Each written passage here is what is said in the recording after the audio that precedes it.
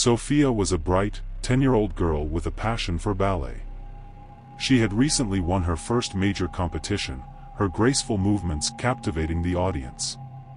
Her mother, Rachel, was beyond proud and wanted to celebrate the achievement. As they drove home that evening, Sophia's eyes lit up, catching sight of something unusual in a small antique shop they passed. There, in the display window, sat an old-fashioned doll, with porcelain skin, glassy blue eyes, and soft ringlets framing its face. Dressed in a dainty white gown, the doll had a strange pull that Sophia couldn't resist. "Mom, can I have her? Please?" Sophia asked, her eyes shining with excitement. Rachel hesitated but, unable to resist her daughter's joy and pride, agreed. She pulled over, and they entered the shop, where Rachel picked up the doll, noticing the weight and coolness of its body. Something about it felt off. But Sophia was overjoyed, so Rachel brushed off her hesitation, paid for the doll, and handed it to her daughter, unaware that she'd just made a decision that would soon haunt them both. Later that night, after a quiet family dinner, Rachel tucked Sophia into bed, placing the doll beside her. Sophia's smile lingered as she drifted off to sleep, clutching her new friend. Rachel glanced around the room, her gaze landing on the doll one last time, still feeling a faint unease. She picked it up and placed it on a high shelf, out of Sophia's reach, before quietly leaving the room. But just as Rachel settled into her bed, a faint sound caught her attention, a soft tapping, almost like fingers drumming against wood. She sat up, her heart pounding. It was probably just the house settling, she told herself, and soon drifted back to sleep. The next morning, as sunlight filtered into Sophia's room, Rachel opened the door to check on her daughter. There, lying beside Sophia on the bed, was the doll. Rachel frowned. She distinctly remembered placing it on the shelf. Could Sophia have climbed up to retrieve it during the night? When Sophia woke, Rachel gently asked her if she'd moved the doll. Sophia yawned, rubbing her eyes. "No, Mommy. Isabella wanted to sleep next to me." Rachel froze. "Isabella?" she asked. Sophia nodded, hugging the doll close. "That's her name, Mommy.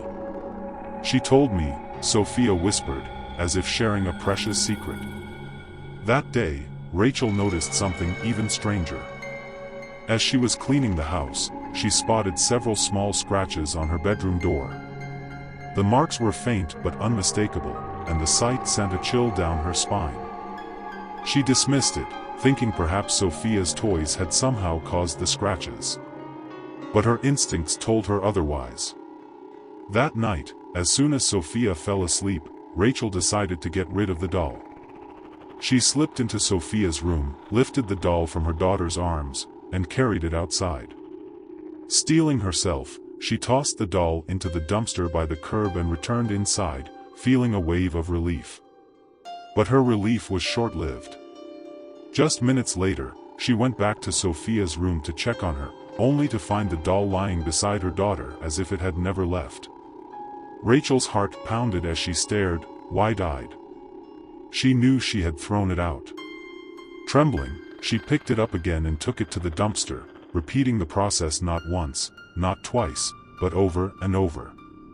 Each time, the doll would reappear in Sophia's room, lying in the same spot on her bed, its glassy eyes fixed on the ceiling. The following day, exhausted and unnerved, Rachel decided to call her friend for advice. Her friend suggested a drastic solution. "Burn it," she whispered over the phone. "Whatever's going on, it won't survive the fire." Rachel was desperate, so she decided to follow her friend's advice.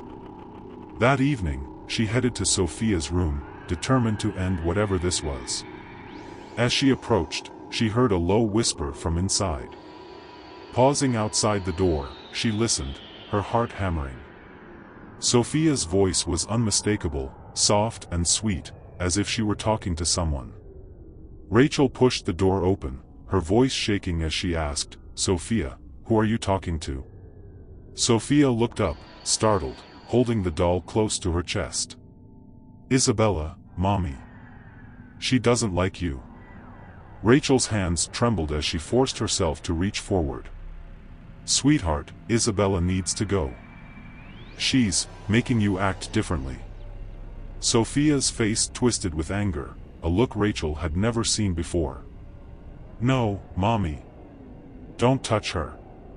She told me she doesn't like you." Ignoring her daughter's pleas, Rachel managed to pry the doll from her grip. Sophia started screaming, her eyes filled with tears, begging her mother not to hurt Isabella. But Rachel was determined. She carried the doll outside, heart racing, and placed it on the ground. With trembling hands, she struck a match. The flames caught the doll's dress and slowly spread, flickering in the cool night air. Rachel watched as the doll's porcelain face began to melt, its once delicate features twisting and bubbling in the fire. But just as she felt a sense of relief, she noticed something unnerving. Its eyes seemed to follow her, as if staring right back. Behind her, Sophia cried and reached toward the flames, her voice filled with despair. "Mommy, no. Don't hurt Isabella." Rachel held her back, whispering words of comfort, promising her it would be okay. As the flames finally consumed the doll, Rachel felt a heavy weight lift from her chest. She kissed Sophia's head, assuring her that everything would be all right now. The next morning, the nightmare returned. As Rachel was cleaning Sophia's room, her heart sank. There, peeking out from under the bed, was the doll, completely untouched. Its dress was pristine, its face unscathed, and it lay there with those same glassy eyes, staring blankly up at her. Terrified, Rachel reached for the doll with shaking hands. But before she could touch it, Sophia entered the room, her expression cold and distant. She bent down, picked up the doll, and held it close, looking at her mother with a strange gleam in her eye. "She said she's not going anywhere, Mommy. She wants to stay with me, forever." Rachel stared, her heart sinking as she realized that whatever Isabella was, whatever curse or spirit had attached itself to this doll, it was not letting go. And she knew, in that chilling moment, that her daughter was no longer alone.